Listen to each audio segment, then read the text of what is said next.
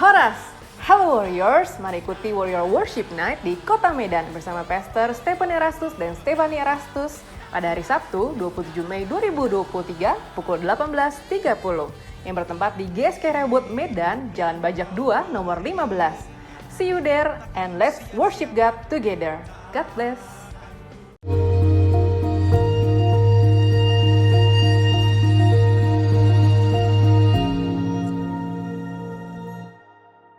Salam saudara, kita memasuki Abam episode 653 dari ibu-ibu usia 61 tahun, suami usia 66 tahun, sudah menikah 41 tahun. Jadi waktu menikah ibu ini usia 20 tahun. Sudah pernah mendapat nasihat dari Pak Eras di Abam episode 500. Awal pernikahan, saya bertanya pada suami tentang cincin besi putih yang dia pakai. Katanya itu berisi karena dia pernah sakit. Saya yang belum paham tidak berkomentar. Seiring berjalannya waktu, saya tahu bahwa keluarga suami percaya okultisme. Ketika orang tuanya hendak simpan di rumah kami, saya tolak. Tidak boleh. Saya sudah berdoa kepada Tuhan Yesus. Begitu jawaban saya waktu itu. Seiring berjalannya waktu dan saya pun semakin mengerti firman Tuhan. Saya minta supaya melepaskan cincin besi putih yang tetap dipakai. Yang saya tahu tak pernah dilepas selama ini. Kejadiannya tahun 2010. Suami menolak. Saya katakan, mari kita bersih menyembah dan berdoa kepada Tuhan. Cincinmu itu kekejian bagi Tuhan. Suami sangat marah. Ini bukan yang dulu itu. Kami pun bertengkar hebat. Pak, saya bisa rasakan sejak saat pertengkaran itu kami jadi sulit satu pendapat. Akhirnya saya bercerita sama anak. Karena saya anggap anak-anak sudah dewasa. Mereka menegur papanya. Dan papanya bilang, sudah dibuang. Sejujurnya Pak, saya tidak percaya suami membuang cincin itu. Mengingat bagaimana dia bersikeras menolak ketika hanya kami saja. Suami saya di mata masyarakat orang yang dihormati, dituakan di masyarakat, lingkungan, rajin ke gereja dan ibadah lain. Anggota KOR. Jadi anggota KOR pakai cincin besi putih. Saya sangat bergumul ingin percaya tapi sifatnya sebenarnya keras kepala. Sejak awal pernikahan hanya merasa paling benar, paling pintar, bisa segalanya, hingga kini tetap menonjol. Sebagai istri saya jadi sering bermuka dua di tengah masyarakat, karena saya tidak bisa lagi merasakan damai sejahtera yang sesungguhnya. Di rumah karena efek ketidakpercayaan, saya sangat merusak hati saya. Dan hari-hari ini anak-anak jadi marah, menganggap saya menjolimi bapaknya. Itulah inti persoalannya.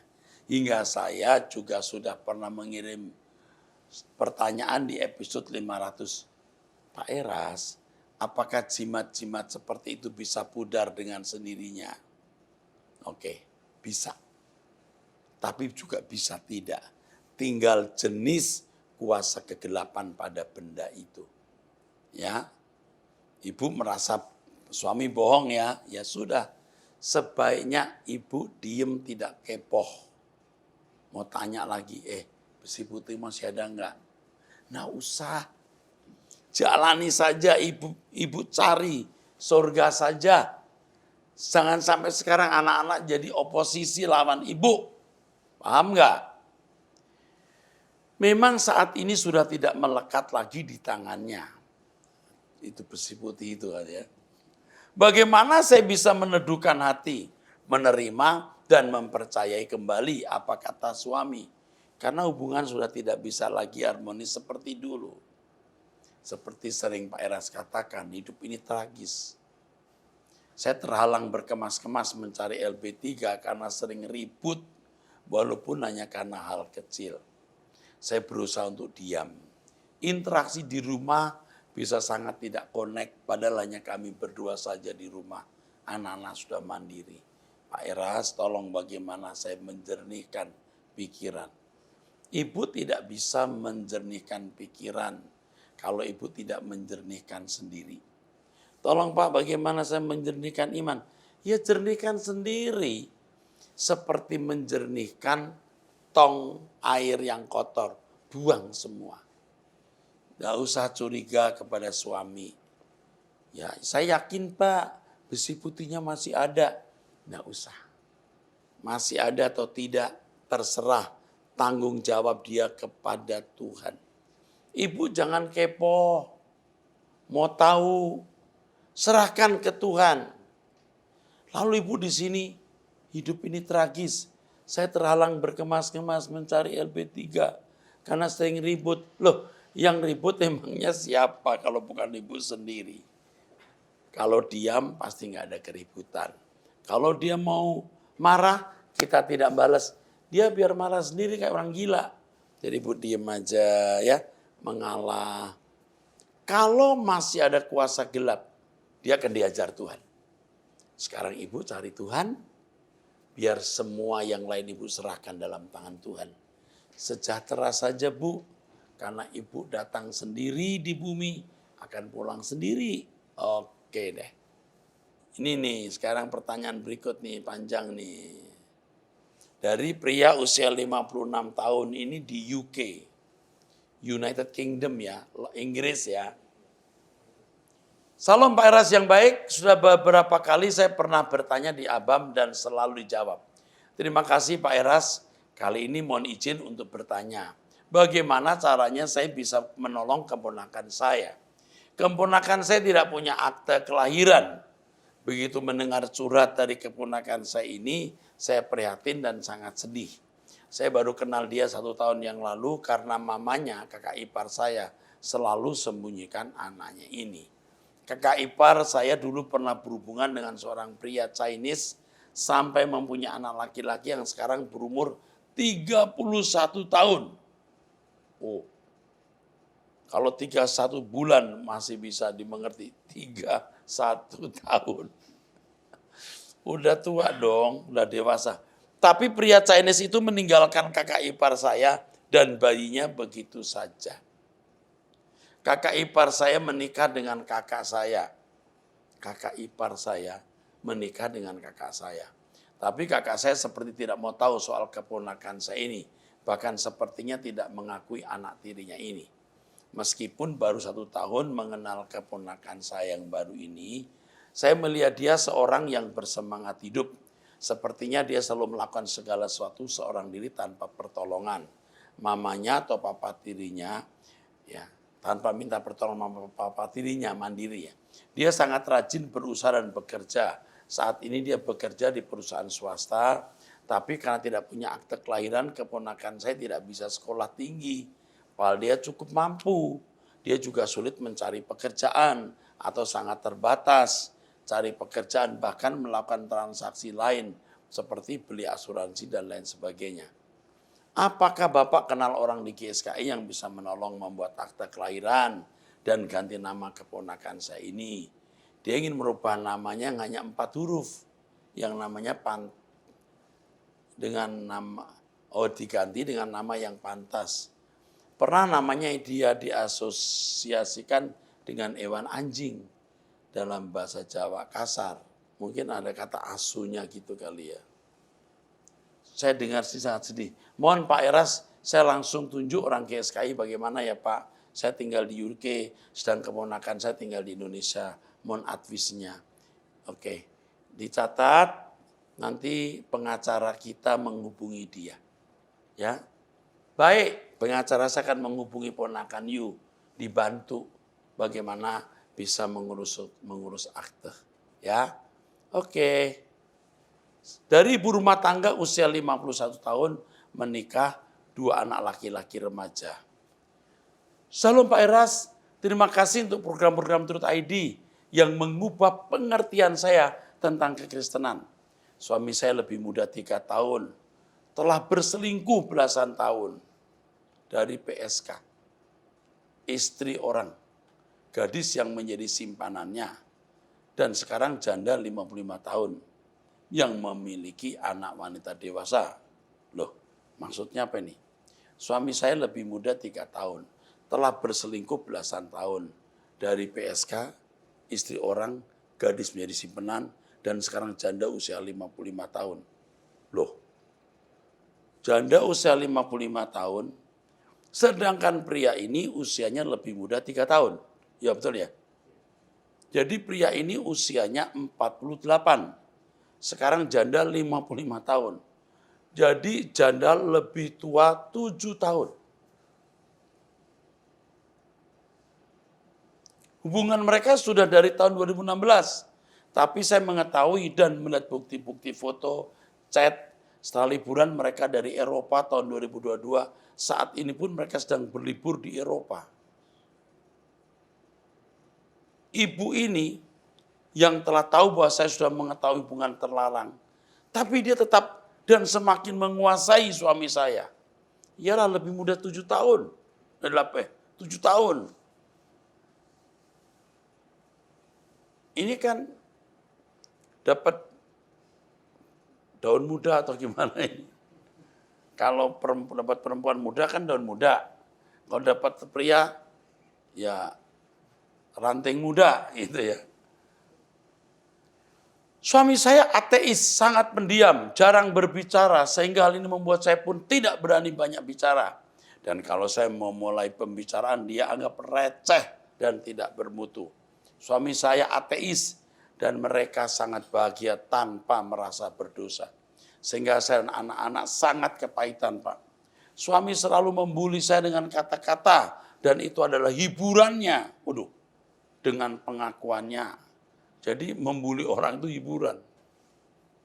Saya setiap hari berdoa mengampuni mereka walau ada rasa tidak rela awalnya. Apakah saya harus mendoakan pertobatan perempuan itu, Pak? Apa yang harus saya lakukan, Pak? Saya mengharapkan pembelaan Tuhan, tapi tidak kunjung terjadi. Oke. Suamimu memang nakal, ya, nakal. Sudah tua nakal, namanya bocah tua nakal. Ini nakal. Belum tua sekali sih ya. Yang kamu lakukan seperti yang sering saya ajarkan, diam berdoa. Bersama anak-anakmu ajak berdoa tiap hari. Ikuti Truth ID khotbah saya. Kalau bisa doa pagi jam 5. Tuhan menyembuhkan sakit hatimu. Ya. Lalu apakah harus mendoakan perempuan itu? Doa itu dialog, bukan hanya permintaan. Didialogkan, dibicarakan, didiskusikan dengan Tuhan, itu yang penting. Mau didoakan atau tidak, biar nanti kamu akan mendapatkan hikmat dari Tuhan. Tapi saya lihat di sini kamu sedang marah dan kecewa terhadap Tuhan. Saya mengharapkan pembelaan Tuhan, tapi tidak kunjung terjadi. Nah, tapinya ini loh. Kamu itu momen skenario, mesti gini loh Tuhan, mesti gitu loh Tuhan. Ya enggak bisa. Kamu ini berarti karakternya masih belum beres. Nah, sekarang kamu kalau percaya kepada saya sebagai mentor rohani, diam, enggak usah ribut, mengalah, ya diam, mencari Tuhan bersama anak-anak. Jangan membangkitkan dendam anak-anak terhadap papanya. Karena tanpa sadar kita kampanye, pilih sana atau pilih sini.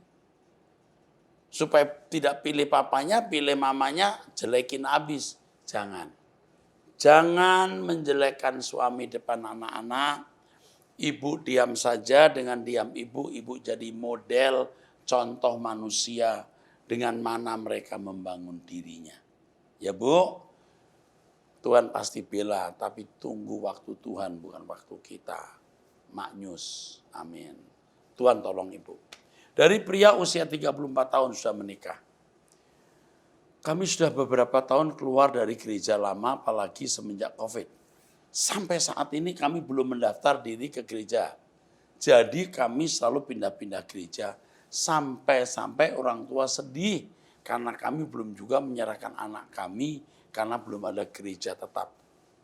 Kami juga mengalami kekhawatiran ekonomi karena anak sudah mau masuk sekolah. Kami bekerja berdua tapi selalu kekurangan karena kebutuhan, ya butuh arahan lah saya Pak. Oke. Saat ini merasa menjadi kepala keluarga yang tidak benar dan selalu hidup dalam dosa. Apalagi ada dosa yang membuat saya ketakutan sampai saat ini. Karena jika semua keluarga tahu akan menjadi aib besar. Bagaimana solusinya Pak Pendeta? Saya benar-benar menyesal dengan dosa saya. Buat saya terasa putus asa dan kehilangan akal. Kamu ini nakal ya. Dosa yang kamu lakukan ini pasti ya memiliki kaitan ya dengan wanita gitu. Atau atau yang lain ya. Judi, kamu borokin rumah ya. Tapi ini kemungkinan yang kedua mungkin tidak. Nah sekarang begini. Kamu ini gereja pindah-pindah. Kenapa? Kamu pasti belum ketemu dengan gereja yang mengubah hidup kamu. Karena kamu masih melakukan hal-hal yang tidak patut. Kamu masih punya masalah ekonomi, anak mau sekolah, bekerja berdua kekurangan, masih hidup dalam dosa. Kamu ini bagaimana? Tapi begini, Tuhan sayang kamu.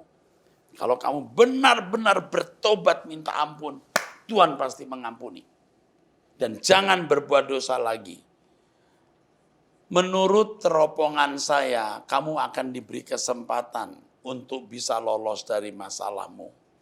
Tapi kalau kamu lakukan lagi, tidak akan lolos. Berhenti berbuat dosa mulai sekarang, ikut saya. Ingat ya, jangan mengulangi kesalahanmu.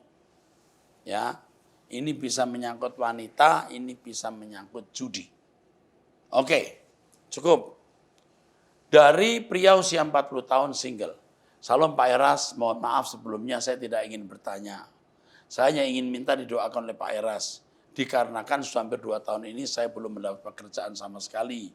Saya sudah melamar pekerja ke sana kemari, bahkan melalui online, tapi juga belum mendapat panggilan kerja. Di sisi lain saya harus membiayai hidup saya sendiri di Jakarta, bayar kos, makan, dan kebutuhan lain.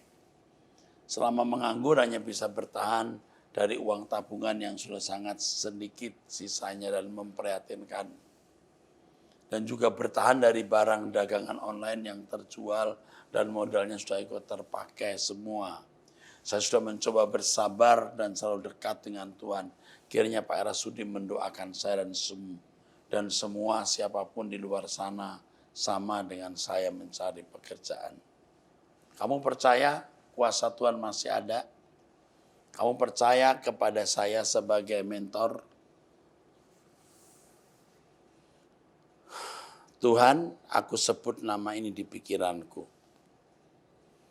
Tunjukkan mujizat-Mu Bapa atas pria ini. Dalam nama Yesus Kristus sejak saya membacakan tulisan ini dan berdoa kepada Tuhan. Tuhan buka jalan. Dalam nama Yesus Kristus. Amin. Oke. Sekarang dari perempuan kayaknya. Apa maksud Amsal 28 ayat 8? Bukankah firman Tuhan melarang kita membungakan uang? Saya baca dulu ya. Tapi sebelum membaca pun saya sudah bisa menjawab. Apa? Membungakan uang dalam konteks zaman itu dengan membungakan uang zaman kita itu beda, ya. Amsal 28 ayat 8. Orang yang memperbanyak harta dengan riba dan uang, bungari uang, mengumpulkan itu untuk orang-orang yang mempunyai belas kasihan kepada orang-orang lemah. Orang yang memperbanyak hartanya dengan riba dan bunga, mengumpulkan itu untuk orang-orang yang mempunyai belas kasihan kepada orang-orang lemah. Wah, saya baru kali ini membaca ayat ini ya. Saya ulangi ya, Amsal 28 ayat 8. Ini mesti dilihat dari bahasa aslinya. Kalau tidak dari bahasa aslinya bisa salah. Makanya itu ya kadang-kadang saya harus melihat teks aslinya. Sedangkan saya belum membaca pertanyaan ini sebelumnya. Saya baca dari teks lain ya, misalnya dari NIV ya. Amsal 28 ayat 8. Maksudnya apa ya Amsal ini? Whoever increases wealth by taking interest or profit from the poor. Orang yang memperkaya harta dengan mengambil bunga uang, keuntungan dari orang miskin,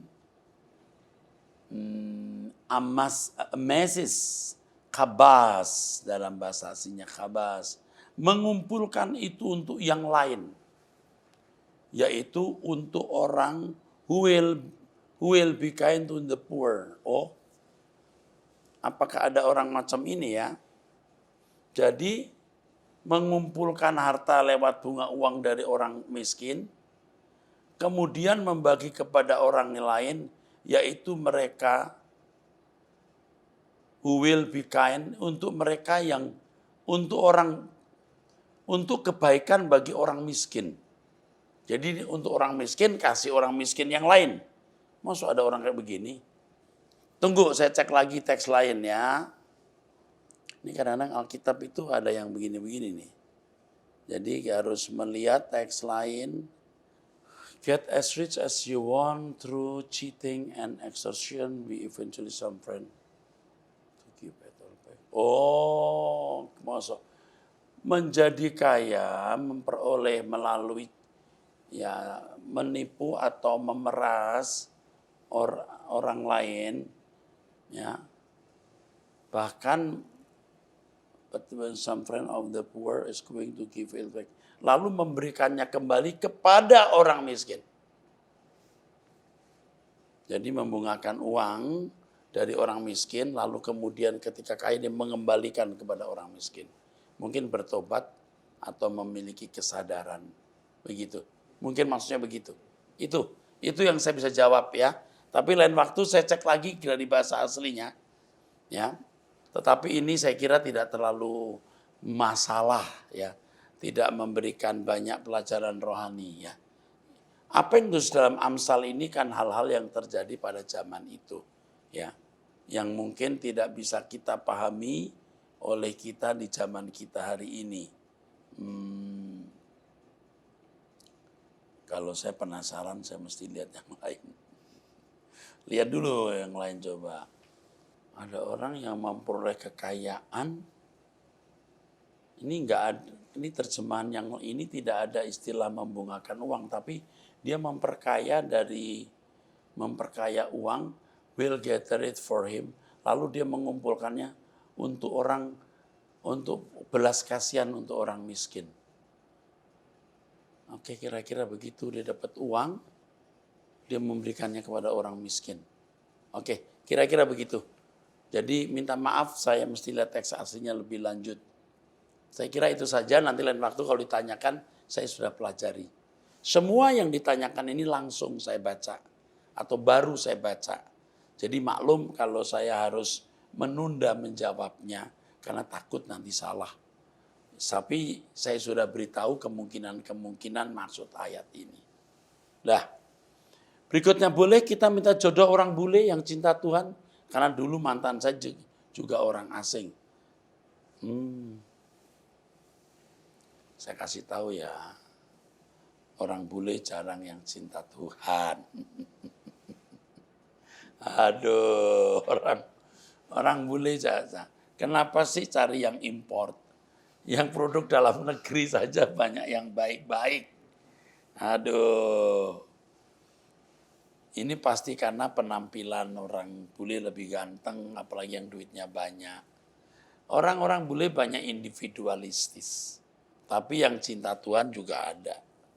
Tapi saya mau kasih tahu satu kalimat untuk kamu ya. Usiamu 50 tahun. Kamu sudah bukan umur 20 tahun. Kamu itu sudah pernah punya suami belum? Oh, udah pernah. Dulu mantan saya juga orang asing. Oh, memang seleranya yang selera import. Oke deh, boleh nggak? Tanya Tuhan. Oke, jangan ngatur Tuhan ya. 2, tolong doakan agar saya dipertemukan dengan jodoh yang cinta Tuhan dan yang tidak cinta kesenangan dunia. Wah keren ya, kamu keren loh, cari jodoh yang cinta Tuhan. Tapi lebih keren lagi kalau kamu pasrah. Tuhan saya pasrah dikasih jodoh atau tidak saya pasrah. Kalau boleh aku punya teman hidup, kalau tidak ya terserah. Itu baru mantap, keren. Jangan kamu pengen nikah, akhirnya kamu tidak selektif, ketemu jodoh yang salah, itu bahaya. Oke, dari wanita usia 21 tahun, mahasiswi single Jogja. Salam, saya terlahir dari keluarga yang broken home dan usia saya 17 tahun. Memang sudah melakukan pergaulan bebas bahkan free sex dan itu gonta-ganti pasangan seksual. Dan saya tidak pernah terkena penyakit apapun sebelumnya.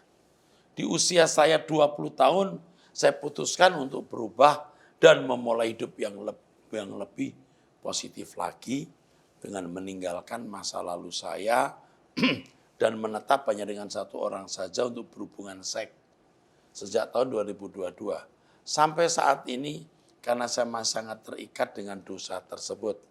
Akhirnya 2 minggu yang lalu saya sakit dan hasil pemeriksaan bahwa saya terkena penyakit menular seksual. Ini bisa sakit sipilis dan sejenisnya ya. Apa yang harus saya lakukan dalam kondisi saat ini? Selain itu bagaimana dengan pelayanan saya di gereja karena saya seorang pelayan. Saya menjadi malu sama diri sendiri, orang-orang gereja terlebih sama Tuhan. Dan tidak layak lagi untuk pelayanan sebagai seorang singer. Saya bingung harus berbuat apa. Penyakit kelaminmu hampir tidak dikenali orang ya. Jadi kamu bisa bertobat, minta ampun. Kalau kamu 1-2 minggu, 1 bulan, 2 bulan mau sabat dulu, diam dulu juga bagus. Tidak pun tidak masalah. Yang penting kamu bertobat. Jangan melakukan dosa lagi. Kamu menetap hanya dengan satu orang saja untuk berhubungan seks, itu dosa. Kamu jangan jadi kayak piala bergilir. Kamu rusak, kamu hancur, kamu akan menyesal nanti. Sekarang berhenti dari dosa ini, sembuhkan penyakitmu, perlu waktu untuk kesembuhan. Lalu kamu akan kembali hidup sebagai orang baik-baik, orang saleh Tuhan. Berhenti berbuat dosa, obati ke dokter, pasti ada kesembuhan, kecuali HIV akan sulit sembuh. Tapi terkena penyakit menular seksual ini apa saya tidak tahu. Rasanya bukan HIV mungkin. Kalau HIV kamu akan katakan ya. Kamu masih umur 21 tahun. Aduh kenapa ya kamu begini ya. Berhenti berbuat dosa. Tuhan tuh sayang kamu. Hati kamu sekarang remuk, kamu setengah putus asa, kamu kecewa terhadap dirimu sendiri. Tuhan mengampuni dan melupakan dan menyembuhkan lukamu, luka hatimu. Oke, sampai ketemu di episode yang akan datang. Tuhan memberkati.